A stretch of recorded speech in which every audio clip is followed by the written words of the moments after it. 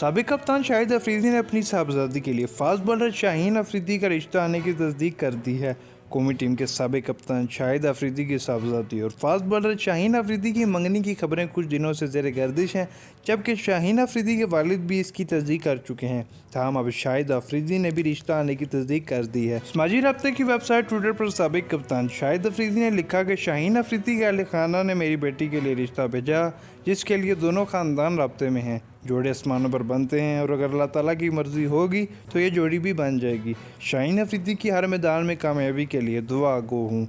शाहिद अफरीदी की ट्वीट पर शाहीन शाह अफरीदी ने जवाब में लिखा कि अल्हम्दुलिल्लाह लाला, आपकी दुआओं का शुक्रिया। अल्लाह ताला हर किसी के लिए आसानियाँ पैदा करे, आप कौम का फ़ख्र हैं। इससे कबल शाहीन शाह अफरीदी के वालिद अयाज खान ने दावा किया था कि दोनों ख़ानदानों के दरमियान ताल्लुकात पुराने हैं। शाहीन अफरीदी के लिए बेटी के रिश्ते पर शाहिद अफरीदी के ख़ानदान ने रजामंदी ज़ाहिर की है और जल्द मंगनी की रस्म अदा की जाएगी।